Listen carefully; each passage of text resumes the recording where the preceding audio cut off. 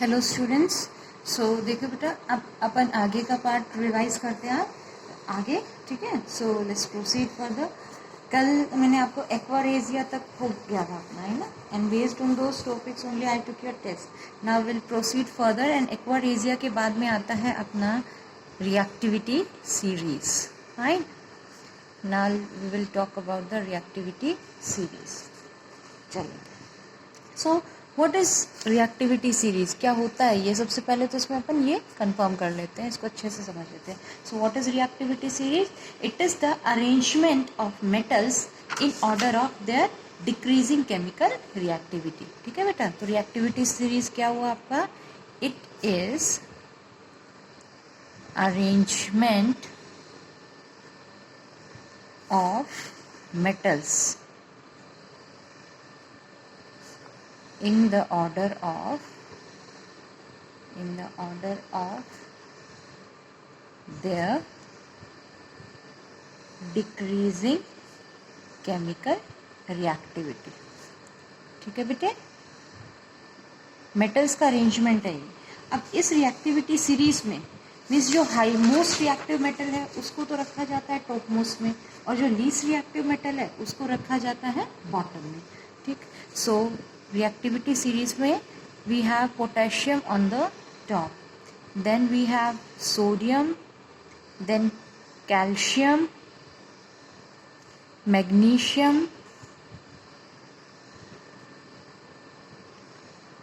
aluminium, zinc, iron, tin, lead, hydrogen, and this is an important part, इसको हम box में enclose कर लेते हैं। Hydrogen, then we have copper, silver, gold, and at last we have platinum. In some books platinum might be there or it might not be there, okay, so don't worry for that, but it is the least reactive metal in the reactivity series. Now see students, these elements which are above hydrogen, they are highly reactive elements, okay, means hydrogen को acids में से ये सभी elements, ये सब metals in fact ये displace कर सकते हैं because they are placed above hydrogen, means their reactivity is high. समझ में आ गया बेटा? ये सभी मेटल्स क्या कर सकते हैं? एसिड में से, सी लुक हियर, जैसे एसिड अपना HCl है, इसमें हाइड्रोजन एलिमेंट प्रेजेंट है, so if we take tin is SN, तो ये इसकी रिएक्टिविटी बिकॉज आप यहाँ से देख रहे हैं हाइड्रोजन से ज़्यादा है, तो ये इस हाइड्रोजन को यहाँ से डिस्प्लेस कर देगा, अपना रेस्पेक्टिव सॉल्ट बना लेगा और हाइड्रोजन गैस इसमें रिलीज हो जाएगी। समझ में आ गया? एल्यूमिनियम आप लेंगे यहाँ पे, लेड आप यहाँ पे लेंगे, so all those elements which are above hydrogen can displace hydrogen from the compound. ठीक है, और जो मेटल्स हमारे पास बिलो हाइड्रोजन है, they can not displace hydrogen, वो हाइड्रोजन को डिस्प्लेस नहीं कर पाएंगे। वेरी इंपॉर्टेंट थिंग, हाइड्रोजन देखिए, however it is a non metal but still it is taken up in this reactivity series, ताकि ये because in most of the reaction it behaves like a positive charge. ठीक है, positive charge species की तरह ये behave करता है। High students, so this is it, you must learn this reactivity series, ये आपको सबको याद होना चाहिए। ठीक है, चलिए इसके बाद में आफ्टर दिस रिएक्टिविटी सीरीज हमारे पास, अच्छा एक और चीज़ वो वैसे मैंने बता दी इसमें कि the elements above are more reactive and जो बिलो हैं वो लेस रिएक्टिव। तो मोस्ट रिएक्टिव कौन हो आपका? Potassium, it is the most reactive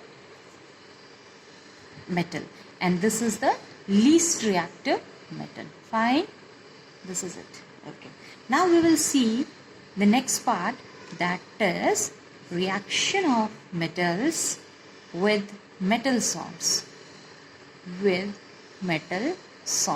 reaction of metals with metal salt के साथ में रिएक्शन देखेंगे।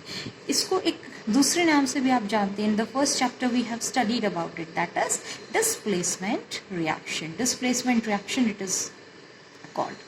फाइन, सी अभी देखो, like zinc, it is a metal and it will react with a metal salt of that which is least reactive, जो इससे कम reactive होगा, because then only this metal will be able to displace. देखो आप सबको पता है displacement reactions की डेफिनेशन क्या होती है बेटा. A more reactive metal displaces a less reactive metal from its salt solution. ठीक है, तो यहाँ पे जिंक, आप यहाँ देखिए जिंक एक ज़्यादा रिएक्टिव है, कॉपर कंपैरेटिवली जिंक से कम रिएक्टिव है. तो जिंक क्या करेगा, कॉपर को यहाँ से डिस्प्लेस कर देगा, हटा देगा, रिप्लेस कर देगा और इसकी प्लेस खुद लेके और सॉल्ट बना लेगा अपना zinc sulphate and copper will be displaced. ठीक है, so this is the reaction of metal with metal salt. और इनमें क्या होता है, एक जिंक, जो जिंक मेटल है हाई रिएक्टिव होने की वजह से इसको डिस्प्लेस कर सकता है. Another example we can take, that is iron plus copper sulphate.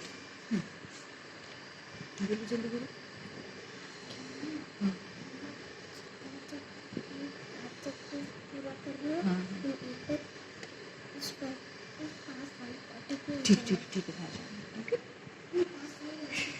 Okay okay. तो iron will react with copper sulphate. ठीक है बेटा, अब देखो iron, again see the reactivity है. आयरन की रिएक्टिविटी क्या है, आप क्या देख रहे हैं, iron, this Fe is the symbol of iron here. Fine, so this iron will displace copper from here और उसका पोजिशन ले लेगा.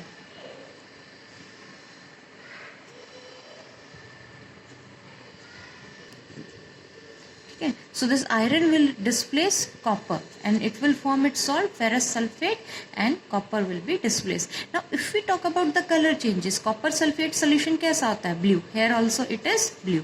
And when zinc displaces copper from the salt, then zinc sulfate का color कैसा होगा, colorless. आप आराम से वहाँ चलो, ठीक है. And then if iron copper को यहाँ से डिस्प्लेस करेगा तो इस blue colour will change to light green. Okay, ठीक है बेटा, ये चीज़ है इसमें आपके समझ आ गया ना सबको. Displacement reaction, many other examples are also there, you can see book वगैरह से आप देख सकते हैं. ठीक है, कि किस किस तरीके से, बस उसमें जनरल ट्रेंड अपना यही होता है कि आपको एक तो रिएक्टिविटी सीरीज पता होनी चाहिए, बिकॉज इसी से तो आप गेस कर पाएंगे ना कि वेदर, क्योंकि क्वेश्चन इस टाइप से आएंगे कि वेदर दिस एलिमेंट और दिस मेटल विल डिस्प्लेस और नॉट. तो हमारी उसके लिए कंडीशन क्या है कि जो मेटल अपने यहाँ जो फ्री स्टेट में उसकी रिएक्टिविटी ज़्यादा होनी चाहिए और इधर सॉल्ट में जो है उसकी रिएक्टिविटी कम होनी चाहिए. ठीक है बेटा, चलो अपन मैं आज होपफुली अपना सिलेबस इसका ख़त्म हो जाएगा, मतलब सिलेबस तो ख़त्म हो ही चुका है, रिवीजन भी ख़त्म हो जाएगा. Then I will be discussing the questions with you. ठीक है, तो क्वेश्चंस डिस्कस करूँगी तब आपको सॉल्व करना आएगा समझ में. ठीक है, अब आगे चलिए आप लोग. अच्छा, एम्फोटेरिक ऑक्साइड्स में डिस्कस कर चुकी थी पहले ही. फिर नेक्स्ट पार्ट अपना इसमें आ जाता है कि how do metals and non metals react with each other. How metals and non metals react with each other. See, metals and non-metal एक दूसरे के साथ में किस तरीके से react करेंगे. See, simply in the starting also I told you, metals की tendency क्या होती है बेटा, their tendency is to lose electrons. ठीक है, non-metals की tendency क्या होती है, their tendency is to gain electrons. ठीक है, तो देखो एक, अब ये लूज क्यों करता है वो हमें पता है, ये सब हम 9th में पढ़ के आए थे. देखो सोडियम, देखो सोडियम 281 11 एटॉमिक नंबर है, तो अपने आप को स्टेबल बनाने के लिए अपना ये 1 इलेक्ट्रॉन लूज करके किस स्टेट में चला जाता था, Na+ में. ठीक है, 1 इलेक्ट्रॉन लॉस्ट. ठीक है, magnesium you can C, aluminium you can C. Magnesium atomic number कितना होता है 12, कॉन्फिगरेशन 282. तो ये भी अपना ये 2 इलेक्ट्रॉन लूज करेगा एंड चार्ज कितना आ जाएगा इसके ऊपर, Mg+2 and 2 electron. Then aluminium 13 atomic number होता है, configuration will be 283, 3 electrons it will lose. So hence these respective ions are formed. इस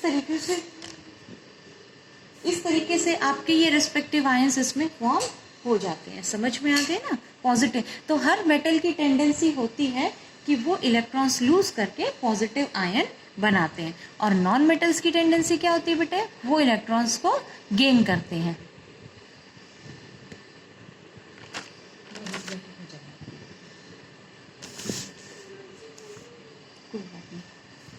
ठीक है। जैसे नॉन मेटल का एग्जांपल लूँ अगर मैं, ऑक्सीजन बेटा, तो ऑक्सीजन देखिए इसका एटॉमिक नंबर इज 8, कॉन्फ़िगरेशन 2 6। अब इसका आउटरमोस्ट शेल कंप्लीट नहीं है, इट नीड्स 2 मोर इलेक्ट्रॉन, तो ये क्या करता है बेटा, 2 इलेक्ट्रॉन गेन करता है। अब वो कहाँ से करेगा, किसी ना किसी मेटल से करता है वो इलेक्ट्रॉन गेन। 2 इलेक्ट्रॉन गेन करके और अपना आउटरमोस्ट शेल जिसमें 6 इलेक्ट्रॉन थे उसको कंप्लीट करेगा, एंड इसके ऊपर चार्ज कितना आएगा, -2, ऑक्टेट कंप्लीट। समझ आ गया। So those elements which gain electron, they are non-metals, and those elements which lose electron to become stable, they are metals। ठीक है, ये मेटल का केस है आपका, समझ आ गया। अनदर एग्जाम्पल क्लोरीन ले लीजिए, क्लोरीन इस एटॉमिक नंबर 17, तो 287। Now see in outermost shell how many electrons are there, 7 lose तो कर नहीं सकता है, so what it will do, it will gain 1 electron, 1 gain किया, Cl नेगेटिव। समझ में आ गया। तो ये भी आपका क्या हुआ, एक नॉन मेटल की कैटेगरी में आ गया, बिकॉज इसने 1 इलेक्ट्रॉन गेन किया है अपने आउटरमोस्ट शेल को, अपने वैलेंस शेल को कंप्लीट करने के लिए। Okay, fluorine another example, its atomic number is 9, configuration 2 7, outermost shell में कितने इलेक्ट्रॉन है अभी, 7, तो it will gain 1 electron to complete its outermost shell. अपने ऑक्टेट को कंप्लीट करने के लिए 1 इलेक्ट्रॉन गेन करेगा, और गेन करने के बाद में चार्ज कैसा आ गया इसके ऊपर, F नेगेटिव। ठीक है, सो ये आपकी कैटेगरी कुछ हो गई जिससे मेटल और नॉन मेटल आपको समझ में आ गया। ठीक है, अब देखो आपने यहाँ से इतना क्लियर हो गया, मेटल्स तो अपने आप को स्टेबल बनाने के लिए लूज कर रहे हैं, ये क्या कर रहे हैं, गेन कर रहे हैं। मेटल अपने इलेक्ट्रॉन जो लूज कर रहे हैं वो इनको ही प्रोवाइड कर रहे हैं। ठीक है, तो इस तरीके से मेटल्स और नॉन मेटल्स आपस में क्या करेंगे बेटा, रिएक्ट करेंगे। ठीक है, so now we will see their reaction. So first example we will see, that is formation of sodium chloride NaCl।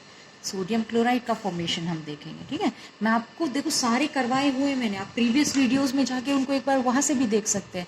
मैं आपको 1-2 एग्जांपल बताऊंगी, एक बार दोबारा रिवाइज करवा देंगे। ठीक है, तो देखो अब इस NaCl में अपने पास क्या क्या है, सोडियम एंड क्लोरीन। आप सबको पता है सोडियम मेटल है, क्लोरीन नॉन मेटल है। तो फटाफट रिएक्शन की फॉर्म में देखो, सोडियम अभी अभी मैंने डिस्कस किया था आपके साथ में पीछे, 281 क्या करेगा, इलेक्ट्रॉन लूज कर देगा, Na+ हो गया इलेक्ट्रॉन लूज। क्लोरीन, ठीक है बेटा, अब क्लोरीन क्या बने करेगा, ये 287 है, 17 एटॉमिक नंबर है ना इसका, तो 287 इट विल गेन इलेक्ट्रॉन, और गेन कहीं हवा में से गेन नहीं हो रहे हैं, वो गेन कहाँ से किया, ये जो इस सोडियम ने लूज किया है वो क्लोरीन ने गेन किया, तभी तो इनके बीच में बॉन्ड फॉर्मेशन हो गया। ठीक है, तो chlorine will gain 1 electron given by sodium. ठीक है, और यहां से क्या बन जाएगा, Cl नेगेटिव। आ गई बात समझ में। ठीक है, so this is how these ions are form. Sodium ने बना दिया अपना सोडियम कैटायन, क्लोरीन ने बना दिया अपना क्लोराइड आयन, यानी नेगेटिव आयन बन गया क्लोराइड का। ठीक है, इसका जो लूज किया हुआ इलेक्ट्रॉन था वो इसने गेन कर लिया, इलेक्ट्रॉन यहाँ से यहाँ आ गया। बस आप क्या देख रहे हैं इसमें, इसमें आपके 2 टाइप के आयन्स बने, एक तो बना आपका पॉजिटिव आयन और एक बना है नेगेटिव आयन। अब पॉजिटिव और नेगेटिव आयन्स में क्या हो जाता है, इलेक्ट्रोस्टैटिक अट्रैक्शंस हो जाती है। ठीक है, what happens, electrostatic attractions take place. अब ये इलेक्ट्रोस्टैटिक अट्रैक्शन होने की वजह से इनके बीच में बॉन्ड फॉर्म हो जाएगा बेटा।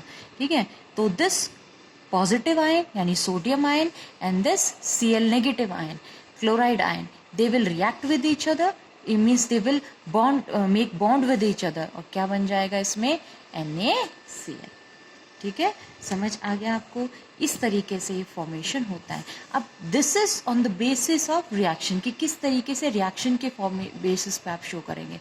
अगर आपसे पूछा जाए कि ल्यूइस सिंबल्स की फॉर्म में समझाइए, ल्यूइस सिंबल, और you can call it dot representation के फॉर्म में समझाइए कि how the formation of NaCl take place. ठीक है, तो आप कैसे करेंगे, सी इन दैट केस आपको क्या करना पड़ेगा बेटा, इनके डॉट सिंबल्स बनाने पड़ेंगे। अब देखो डॉट सिंबल मैंने आपको बताया था, डॉट सिंबल क्या होते हैं, symbol of the element and we have to show its valence electron on it. जैसे कि सोडियम, सोडियम सिंबल Na और इसके वैलेंस इलेक्ट्रॉन देखो कितना होता है, वैलेंस इलेक्ट्रॉन क्या होता है, the number of electrons in the outermost shell, तो इसका वैलेंस इलेक्ट्रॉन कितना हुआ यहाँ पे 1 हुआ, तो just show this electron here, ये कर दिया, ठीक है।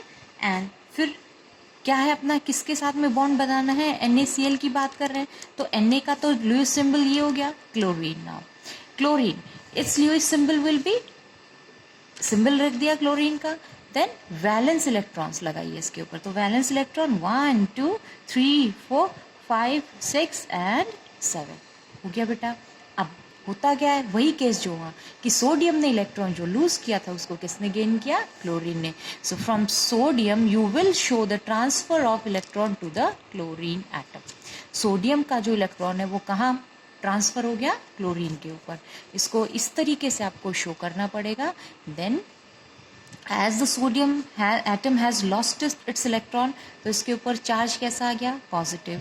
और क्लोरीन के पास में देखो 7 वैलेंस इलेक्ट्रॉन्स तो इसके आपके खुद के थे, एक कहाँ से आ गया, सोडियम से। अब एक एक्स्ट्रा इलेक्ट्रॉन है ना, तो इसके ऊपर चार्ज कैसा, नेगेटिव आप शो कर देंगे।